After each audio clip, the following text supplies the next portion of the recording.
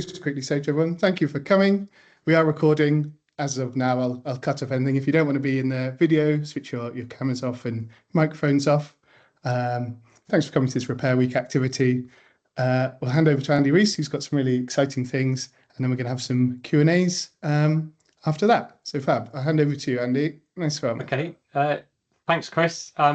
Welcome, everyone. Quality rather than quantity here, so that's good. Okay, can you see that, Chris? Yep.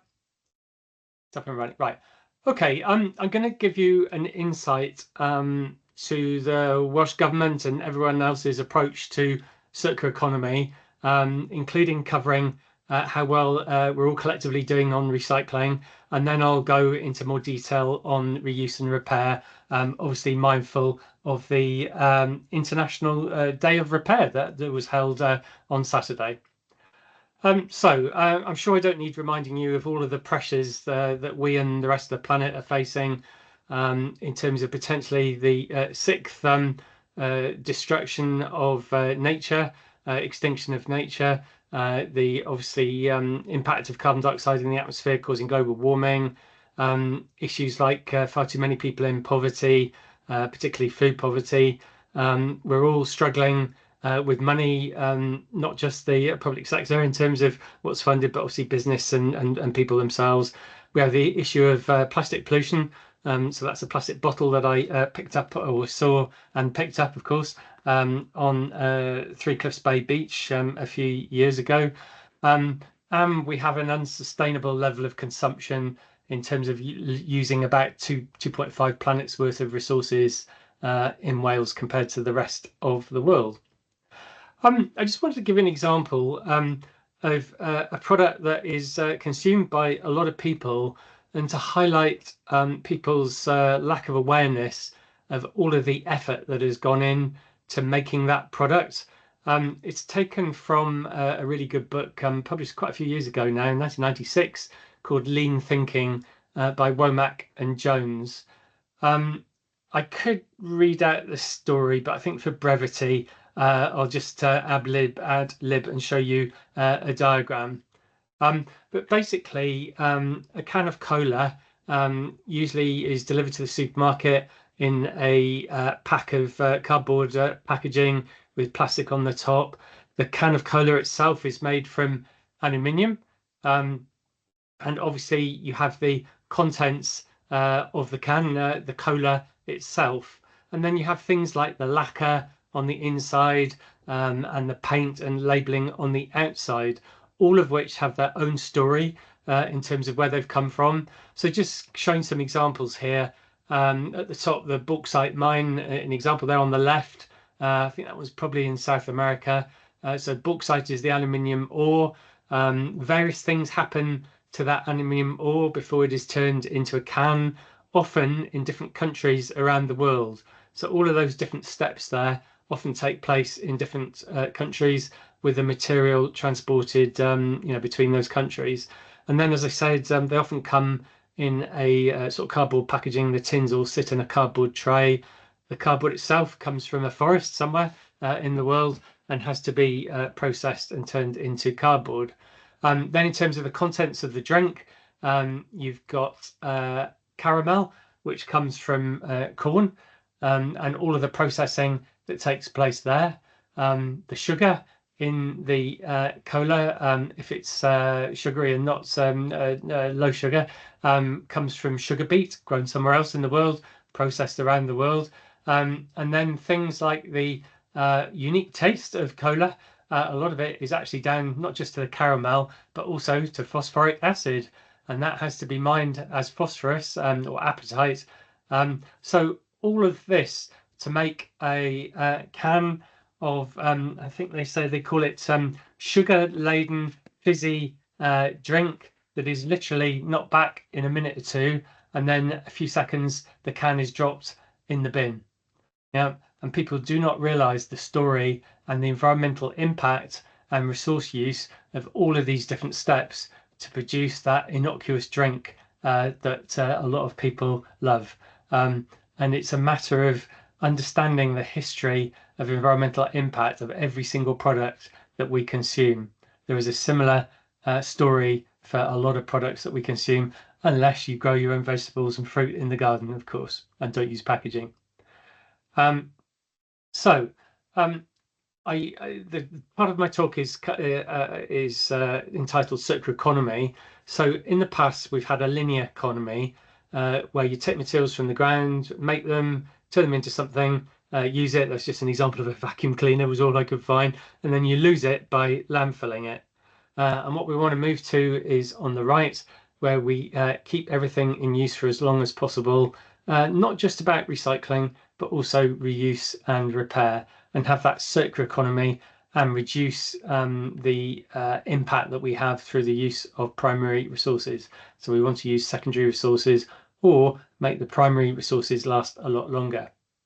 So the Welsh Government published in 2021 Circular Economy Strategy for Wales called Beyond Recycling. However, I will just touch on recycling for a little bit in a minute. So our definition of a circular economy, any academics on the call, apparently there's at least something like 350 different academic definitions of a circular economy, but we thought we'd keep it simple and define a circular economy as one that keeps resources and materials in use for as long as possible and avoids all waste. So we hope that's simple, that everyone can understand it.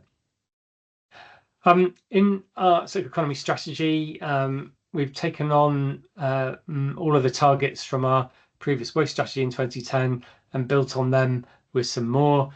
So things like very high recycling rates. By 2050, we want to get to zero residual waste. So that's zero non-recyclable waste, i.e. recycle everything. We've got targets to reduce waste. Then, of course, we've got the net zero carbon target, which doesn't mean no carbon dioxide in the atmosphere. It means going back to the same emission levels of carbon dioxide as there were in 1996, I think it is the year. I've got that slightly wrong, but I think it's 1996. So it's drastically reducing our emissions back to the levels they were back then. And we've got our One Planet resource use target, which I'll also cover in a minute. On the left there is kind of where we have been in the past. Lots of raw materials used, a small, very thick circle using 3 planets worth of resources, that material flowing far too quickly into landfill and energy recovery, with some used for reuse and recycling.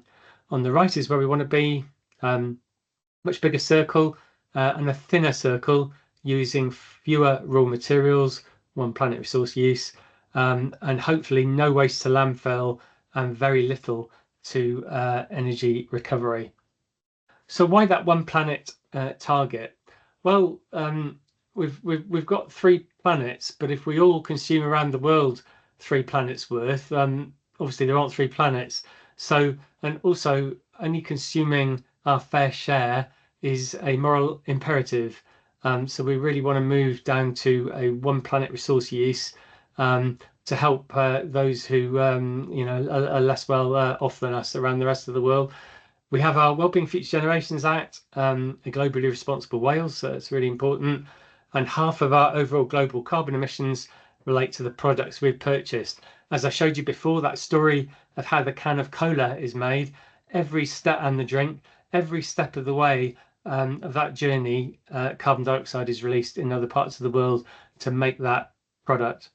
From an economic point of view, there is huge global competition for natural resources, things like critical raw materials, rare earths, and even things like sand, would you believe, is actually in short supply, even though we've got plenty of sand on our doorstep here. So there is a lot more competition for natural resources, and wars are being fought because of it, and more will be fought. So that is a really big issue. So we need to become far more self-sufficient in the resources that we use and the resources that we have in our manufacturing facilities, factories, etc. And of course, we only have 1 planet, and it sustains us with oxygen, water, food, and some of the pharmaceuticals that we all need to survive.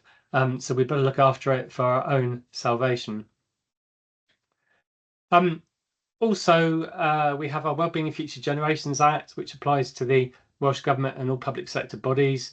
So the circular economy supports many of the wellbeing goals. So it's part of our transition to net zero. which is part of a prosperous Wales, and part of a prosperous Wales is to be resource efficient. So that reduces our reliance also on imported materials. And resource efficiency can save money, create value and resilience. It can help make our lives more healthy through reducing the exploitation of raw materials and emissions associated with it. And circular economy can actually create jobs as well, and lots of them, not just in recycling, but also in reuse, repair, remanufacturing, etc. So just giving you a little bit of an insight in our journey from trash to landfill, which is where we were when devolution started, and we landfilled 95% of the waste collected by our local authorities, to a situation where we're getting treasure to our manufacturers. So our 25-year recycling journey, where basically we are now collecting materials to a high quality separately from most households in Wales, so that they can be used by our manufacturers.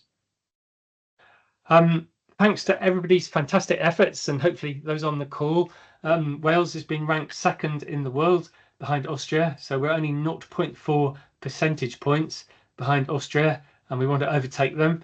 So we're second in the world at the moment, and we aim to be first. And that covers not just household waste recycling, but also recycling from workplaces. And we introduced our workplace recycling regulations in April last year that apply to all public sector bodies and all workplaces. So that will also help us hopefully overtake Austria in that league. And just to show how we're doing across the UK, with the orange bar there. So as you can see, we've been pretty much ahead of the other 3 nations in the UK for many years now. Although Northern Ireland in the sort of turquoisey colour has also been improving over the years, but we're still way ahead. So very much thanks to all the wonderful citizens out there, but also, of course, local authorities who've collected the material. This also shows from 2001 on the left to 2023 on the right, how we've reduced landfill, that red colour, so dramatically, and we only landfill 0.9% now of the municipal waste collected by local authorities, and it was 95% before. So that is a massive transition.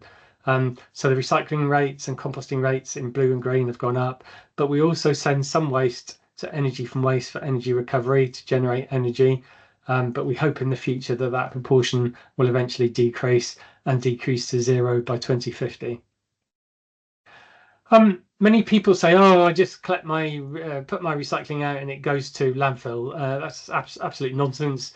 It all goes off for recycling, and if you go onto the My Recycling Wales website, you'll see all of the destinations for the recyclate collected by each local authority. So just some examples here from Swansea, where the glass, metal and plastic goes, and you'll see the avoided costs of landfill disposal quoted there, and the amount of carbon dioxide emissions that have been saved through that recycling. So the vast majority of material goes to recycling in Wales and the rest of the UK. Some is exported, but most of it is used within the UK and Wales. There are lots of economic benefits from a circular economy.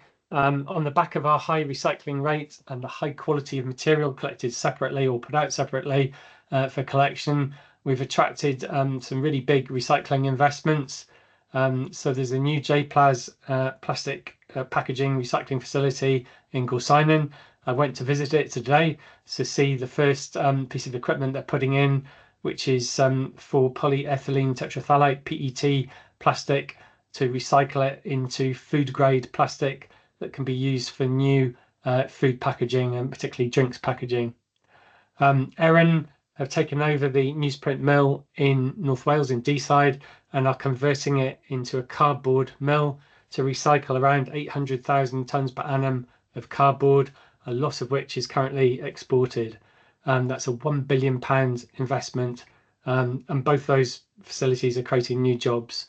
Celsa, they're Severn Steel now, were Celsa, were Allied Steel and Wire in Cardiff, and invested in a new scrap shredder to feed their electric arc furnace, and overall they recycle over 1 million tons of scrap in that plant. And Tata Steel are moving to an electric arc furnace, which can take 100% recycled scrap as well. And then there are companies like AWD Group in Port Talbot who recycle non-packaging rigid plastic collected by local authorities in their household recycling centres. So things like plastic buckets, plastic toys, things like that are turned into plastic pellets and used in new products like that. So some good news stories there in terms of our recycling creating jobs in Wales. Just give you some smaller examples. We've got a couple of micro businesses small businesses anyway, in Swansea. One is Smile Plastics, who convert plastic recyclate into sort of quite high-end plastic panels for decorative panels that are used for all sorts of uses. And I think one of the high-end fashion houses has some of the panels in their head office in London. On the right is an example of what you can do with glass bottles, turning them into engineered grade glass tiles. On the example there of a new building or a refurbished building in Falmouth that has got those glass tiles on that outside there. So obviously they have to be a high quality engineering grade so they don't break. And examples there on the top right of those tiles that you use. The bottom there, I bought some of those tiles for a splashback in my kitchen. And on the right is the University of Wales Trinity St David's campus building in SA1 that also has those tiles, and the light shines through them, which is fantastic. So, as I said right at the beginning, we need to go beyond recycling and do all the other things above recycling in the resource efficiency hierarchy. Recycling is good, but actually it's much better to do refuse, rent, reduce, keep things in good order, so maintain them, increase their reliance and resilience, keep them going for a long time. Repair, obviously a key subject today. Things like refill, reuse, repurpose, refurbish, remanufacture, re-engineer, and probably a few more re's to add to that. So all of those are actually more important than recycling, although please still keep recycling. That is important. So in terms of what we've done on reuse and repair over the last few years, the programme for government, for this current government, set a target to support 80 reuse and repair hubs in town centres and basically bring together sort of community activities in relation to reuse and also recycling. So on the right, during COVID particularly, we had a reasonable sum of money to support reuse and repair projects across Wales, and some of that funding has continued, mainly working now with local authorities, although originally I think we went a bit wider than that. So far, the latest count, we now have 105 repair and reuse hubs across Wales, with 73 of these located in town centres. So we're fairly confident we'll meet our target of 80 before the next election in May. We've been working with our local authorities to encourage them to have reuse shops at their recycling centres or repair facilities. So at the moment, the latest count, 18 out of 22 local authorities have at least one dedicated reuse or repair facility, and some have more than one. And we're now working with the remaining 4 authorities to get them to develop a reuse facility at their household waste recycling centres or household repair, reuse and recycling centres, as they will probably be called in the future. Obviously, some of you will be aware of tip treasures that I cover in the top there in Swansea, and I think I've got another slide on that in a minute. Also, WRAP did a consultation, so that's the Waste and Resources Action Programme, who support us on the technical side for a lot of projects. They did a consultation on towards a universal culture of repair and reuse in Wales, and there's a sort of definition of that universal culture. I won't read through it in detail, but basically so that everyone is aware of the importance of repair and reuse and have the ability to engage in repair and reuse right across Wales. in a fair way. So there were lots of positivity towards the proposed initiatives, which is great. Some concerns about digital exclusion, particularly amongst older populations, and questions about long-term funding mechanisms for services as well, which are important points. And things like barriers and opportunities, things like trying to get the manufacturers to have longer life products and more easily repairable. There's a lot going on in Europe, and we do have right to repair legislation in the UK, but it's likely that will be strengthened before too long. So we'll see. Yeah, so our priorities for this year, supporting those 4 local authorities, getting a better information about reuse and repair across Wales, evaluating the success of our funding so far, and looking what the gaps will be in the future, and commissioning things like a practitioners working group, and looking at the scope for a digital platform, but recognizing that some are digitally excluded. So obviously we need to think about that. So just to give an example back to Swansea, this is a slide that I've used before. The Tip Treasure shop in Llansamlet, I think, is one of the first reuse shops that a local authority had in Wales. It's been doing incredibly well, and it started around 2012. Yeah, so there's a case study there, and myself and my wife do go there regularly, and we have donated things there as well. And just another example in Newport, some of the results of their repair and reuse hub had saved customers £30,000. I think they'd only been going for about a year and a half. So that goes back to 2022. So these are just some examples of some of the hubs that are supported, just showing the spread across most parts of Wales there, but I won't go into the detail. You're very welcome to have a copy of this presentation afterwards, and it's available on a recording. In terms of, we've also been supporting Repair Cafe Wales and Benthyg Library of Things, Benthyg Cymru. They've had funding to support a network of repair cafes and libraries of things, Benthygs, across Wales.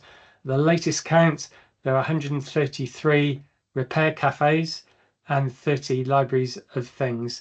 Obviously, they're not all open every day. Some open every week or every month. And support to grow that network across Wales, as you can see on the right there. So I think we have pretty much the best coverage of repair cafes and libraries of things in Wales compared to the rest of the UK. I might be wrong, but I'm fairly sure of that. Also, things like refill, packaging refill, drinks refill is something more we need to do. But we've got to work closely with the retailers and the manufacturers. And a recent study came out by a grouping or a project called Go Unpackaged and the Refill Coalition. And that they reckon that up to the potential for up to 30% reuse or refill in the future. So watch this space on that one.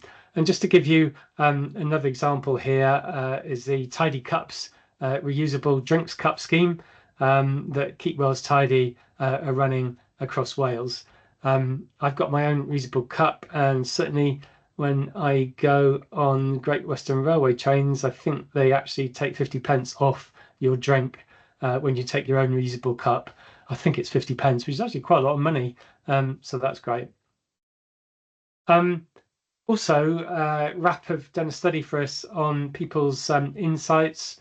The insight study in relation to people of Wales's attitudes to reuse, repair, and borrowing, what they're up for, maybe not what they're up for, etc. And in this RAP report, it identifies that Malcolm Gladwell, in his The Tipping Point book, argues that to shift society's behaviour, you only need 10% of people to make a change. Right. So this latest research by RAP, or latest as in 2 years ago, into rental repair and reuse in Wales, shows that in all cases, this theoretical tipping point has either been reached or has almost been reached. So there's lots of new opportunities which can benefit society, economy, and the environment, all related to the Sustainable Development and Wellbeing Goals. Okay, you probably won't be able to read this on your screen, but it's available to read if you want to. So the scores on the right are the high scores where people are likely to consider purchasing these items second-hand. So they're kind of all in the sort of the lowest is about 14%, the highest 45%. So at the bottom there, it's leisure equipment like bicycles, scooters, gym, sports equipment, 45% prepared to buy second hand. The top one is actually furniture, sofa, bed frames, etc., 34%. The lowest is personal care, which kind of makes sense, I guess. Hair dryers, straighteners, and electric shavers, that's 14%. But even then, there's the pink colour there, scores of 5 to 6, where people might be actively thinking of it sometime in the future. So overall 60%, sorry, that 7 was a footnote, I cut and pasted it. 60% of Welsh citizens are open to purchasing one or more of these items, including 35% who are open to purchasing 3 or more of those different items. However, a significant proportion, 40% of Welsh citizens, are less willing to consider buying second-hand, but still 60%, that's not bad. So here's a question around renting the following items, like lawnmowers, power tools, etc. And on the left now is the positive side, whether people regularly do this or sometimes do this. Yeah, so much smaller levels there, from around 3% to 7%. So carpet and floor cleaning being the 7 or actually 10% if you add the 2 of regularly or sometimes do it. Yep. So there's a bit more work to do there. But as a sort of overall statistic, over half, 58% of citizens in Wales have already rented items for short periods, or they're receptive to doing this in the future for at least one of these items. The rest have not, 42%, or are not receptive for any of these categories. When I was younger, we used to rent televisions, VHS recorders, etc., because they were too expensive to buy new. But radio rentals and the like have now gone out of business, sadly. So this one is on the propensity to repair outside of warranty. Scores on the right, the colours on the right are the positive ones. So as you can see, there's quite a high willingness there to repair all of those different types of items.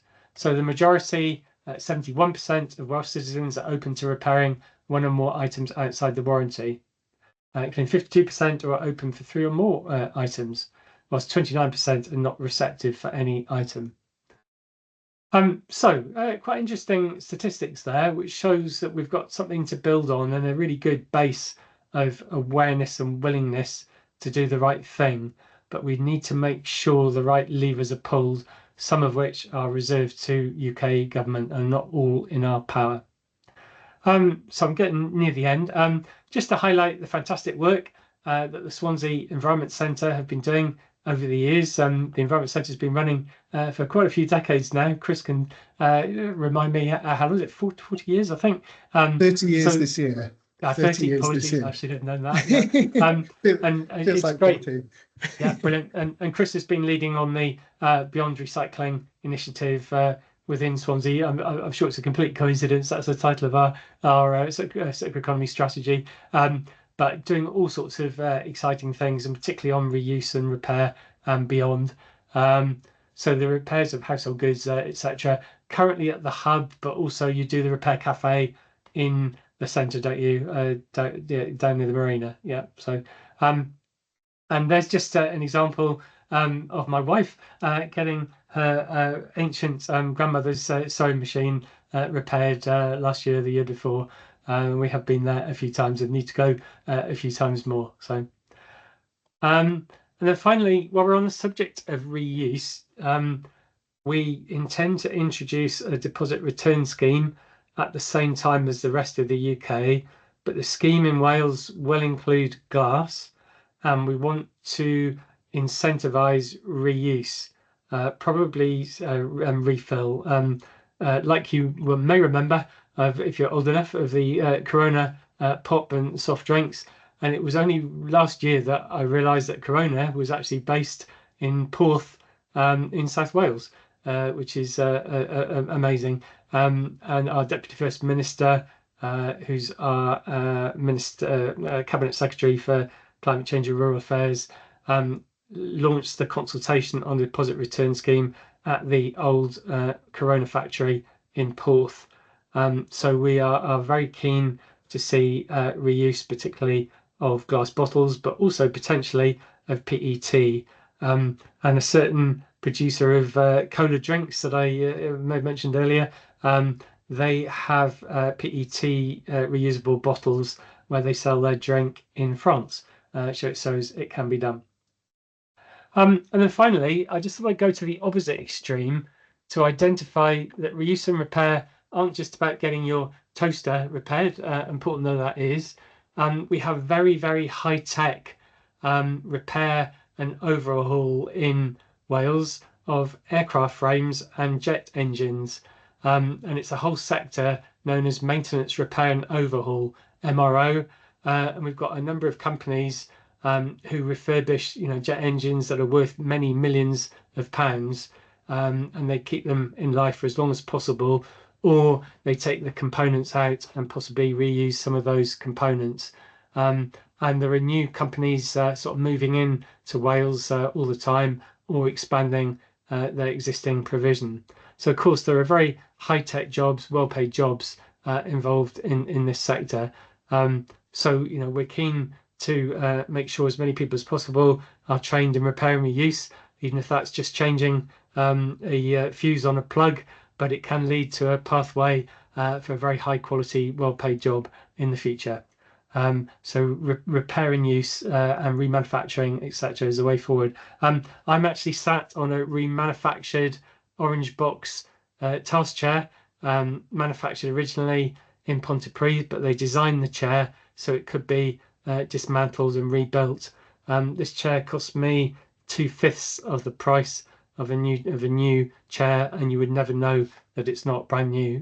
So it meets all the requirements for health and safety for sat at an office, so office desk. So diolch yn fawr. I hope you found that interesting.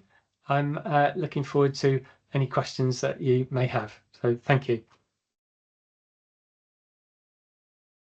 There we are. Thanks so much for that, Andy. Yeah, that's great stuff. Really interesting. It's really fascinating. I've not seen that research before about people who are looking to get stuff repaired will be willing to buy secondhand. Yeah. And I think that's really picking up, especially in young people. It's kind of changed a bit, and they're using apps like Vinted and things to reuse and get things. And so, yeah, and seeing that percentage and then seeing that 10% from Malcolm Gladwell, that's really positive news. That research has gone into different age groups as well. Like, just it's quite a big report and a big survey. So it drills down into all sorts of useful information, and it helps us understand where to try and influence people through what media, according to what age they are or whatever. So yeah, so it's really very helpful. It's great stuff. And I find with the volunteers that we have at the Repair Cafe, lots of young people are interested in learning these things and getting these skills and being trained up and fixing and using. So it's good to see the young people of the future. Absolutely. Does anyone have any questions for Andy? You can either come up on the mic or type something into the chat. We've got one about where does RCT stand within the 4 local authorities? No, Rutherglen and Taff RCT have been very good, and they might have been the second local authority in Wales to have a reuse shop in their recycling centre. I think, and they've definitely got more than one reuse shop. So yeah, no, they've been doing really well. I've seen one in the recycling centre at Brimpeaker, I think. Yeah, not far from Merthyr. So yeah, was it Dowlight? Yeah. Anyway, so yeah, no, they've been doing really well. So yeah. Yeah, somebody, aircraft engineer, General Electric. Yep, absolutely. No, they're great. It's great what they do there. Because people like Rolls-Royce, I think they continue to own their engines that are on the jet planes. So it's in their interest to keep those engines going, safely, obviously, for as long as possible. So they're designed for long use, and for things to be upgraded as necessary, and to be totally safe, of course, as well. So. Oh, good to see about the deposit return scheme in different states in Australia. Yep, good. Yeah, I think the deposit return scheme will be a good thing. It's like there's been a few trials in the UK that didn't quite get anywhere and stopping in things Scotland, and so to know that's going, it'll be fab. Do you think it'll be more a focus on refillable plastic or glass? Yeah, well, we'll have to see. it's complicated. You know, it's the financing of it all what ends up more cost effective. You know, obviously we want the washing plants to be in Wales, you know, as well, and that creates more jobs as well. So soft plastics, good question. Yeah, we hope to roll out soft plastic film collections universally across Wales in April 2027, and the recycling plant in Gorsinon hopefully will either recycle the plastic film there or somewhere else in Wales. We went to visit them today, but they're committed to doing that. Recycling of that plastic film in Wales. At the moment, the trials from Swansea and Vale are going to the JPLAS, is the company building the plant in Wales, going to their facility in the Midlands somewhere. So yes, very much. Recommend any books to read? Well, yeah, I certainly do. There are a lot of books written by the Club of Rome in the 1990s. So and others. So there's things like Natural Capitalism, the Next Industrial Revolution, but that was actually written about 30 years ago, but it's still very relevant. Things like Factor 4, Doubling Wealth and Halving Resource Use, again written by the Club of Rome in the 1990s, still really relevant. And there's obviously lots more recent books, but you tend to find that even the books that are 30, 40 years old are still really relevant, and it shows that we've still got a lot to do, you know, and perhaps adopt some of those ideas from all that time ago. So it's been, yeah, there's some aspects a bit slower than they should have been. You know, recycling, it's taken us 25 years. If only it could have taken us a bit sooner. But you know, these things are always a challenge. The advantage of the packaging extended producer responsibility regulations that are in place now is that there's an eco-modulated fee that will financially incentivize manufacturers to use recyclable packaging, and if they don't, they'll get penalized through the eco-modulated fee. And hopefully there'll be more extended producer responsibility for other products, and that puts the cost of managing those products at end of life on the manufacturer. So yeah, that hopefully will incentivize much better things in the future, and things like repair, Chris, you know, and warranties. We need to go beyond the 1 year warranty, or even 2 years in some places, and get up to say 5-year warranty. Yeah, and make sure the spare parts are available. Yeah. I could do. Yeah, I'm going to type it out quickly though on the chat. But yeah, fact. How's that? I recognise that face. Hi, Andy. Hi. Sylvia. How are you? You well. know all It's this. nice to see a picture of your wife as well on screen earlier. you know all this. Question, Andy. I don't know if you can do two things at once. Should I leave you for a minute because you're typing something? No, it's all right. I can do it. Don't worry. Okay. Question about social justice. Yeah.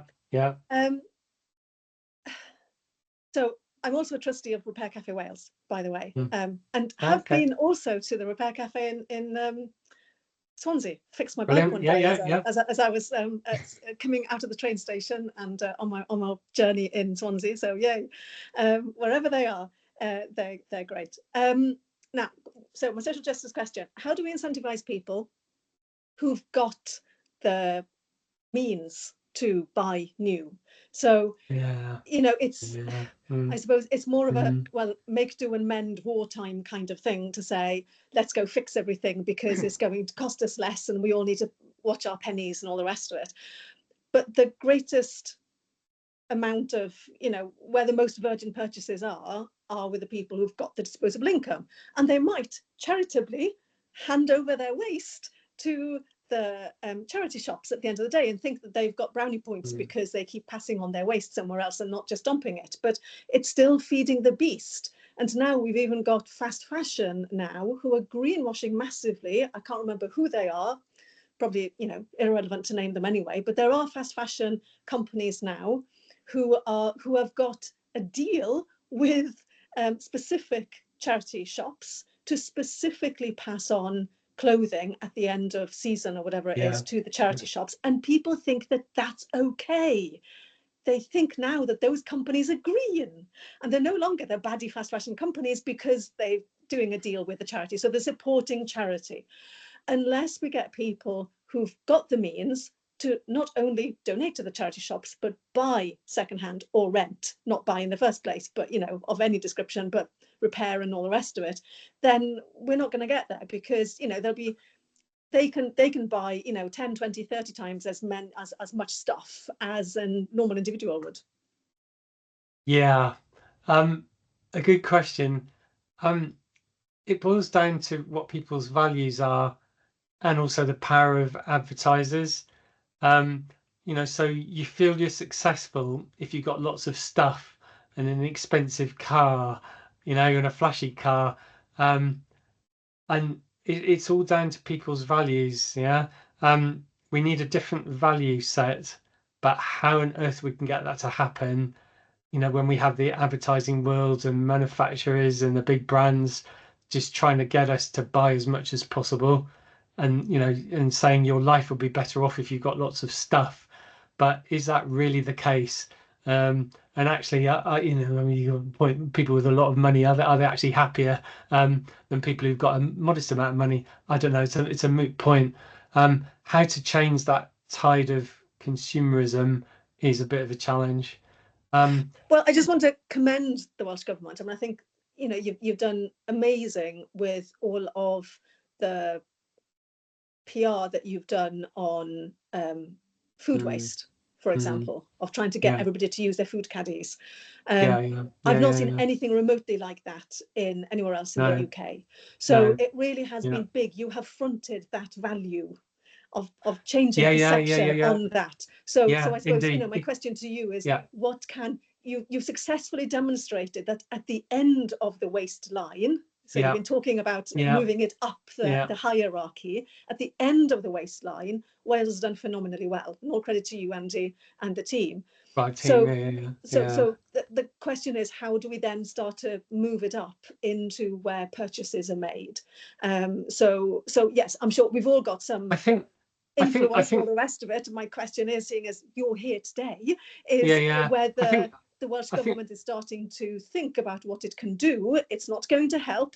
I know that in the future we might have a government in Wales that is less collective in its vision about what needs to be done. So there are political changes. So I've also got a question about, we've got the Future Generations Wales as a founding, well, sustainable development as a founding principle of the Senedd.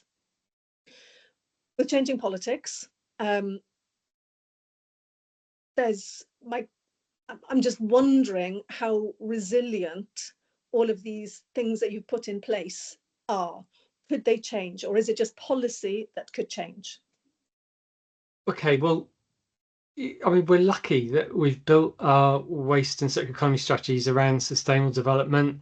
So we've focused a lot on the social benefits and the economic benefits, not just the environmental benefits. So you'll see that I put up, you know, that there are jobs, and also being more clever in the way we use resources means we're less reliant on imports from abroad of raw materials, you know, which are controlled by some nations who are maybe not quite as friendly towards us as we might want them to be.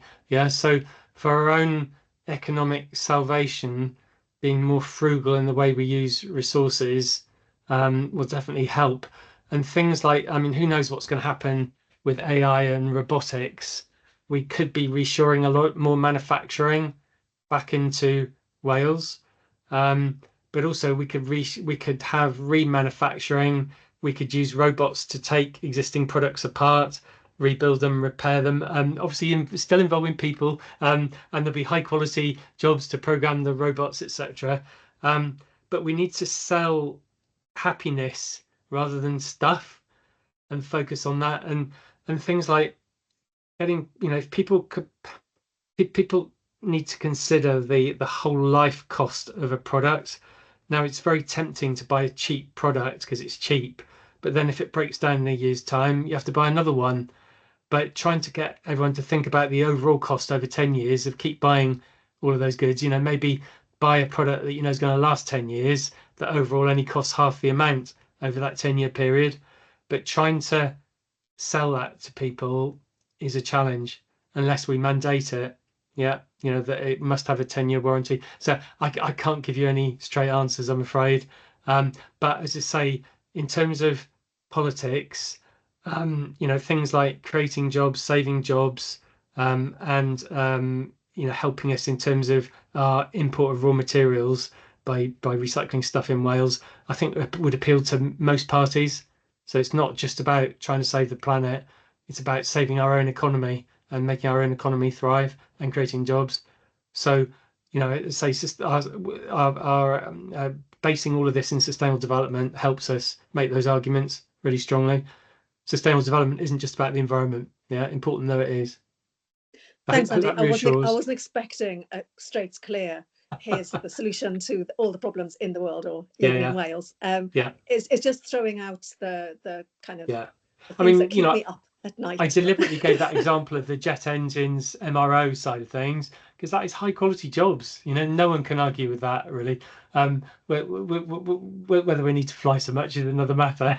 But anyway, those are high quality jobs, and that's the sort of thing I think would appeal to any political party. Yeah, I've seen, so with Tata Steel, for example, moving to electric arc, that will only be using recycled steel. I've seen plenty of reports in the news to say we'll be one of the only nations without primary steel making capacity, and that's terrible, as opposed to, yay, we'll be just using recycled steel, which has got less CO2, because Tata Steel has been the single, I think, before it was, one of the worst polluters in the UK. And we currently export a lot of our scrap, so all that valuable metal is going abroad. So let's use it in the UK. And I'm sure there are innovations that can be done with electric arc to produce, better quality steel. There are all sorts of innovations. So, it'll happen. I'm confident.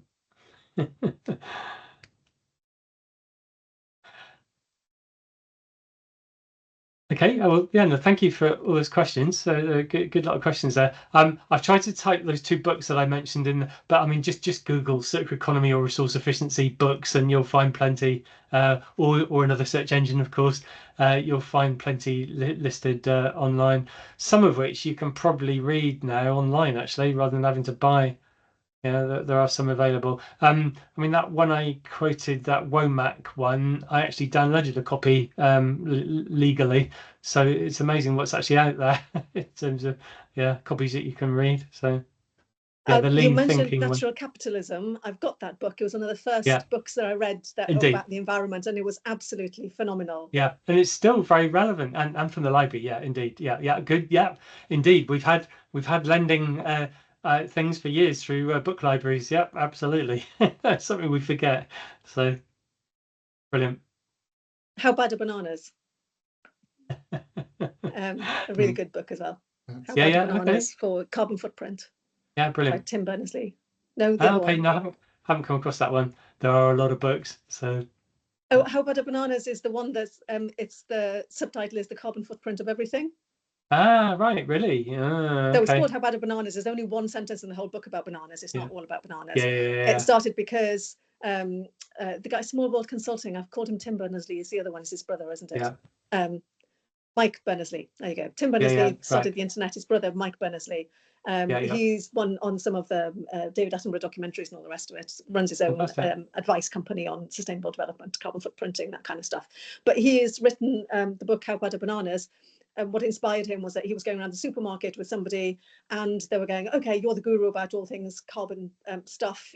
How bad are the bananas then?" I was going, "Well, I don't know." So he wrote the book How Bad Are Bananas, looking at all kinds of stuff from an email to an aeroplane flight to bananas or everything in between. Okay. So you've got some idea, because otherwise people get hung up on what do I do with my single crisp packet, and then go flying to Australia and not understanding which one is bigger than the other.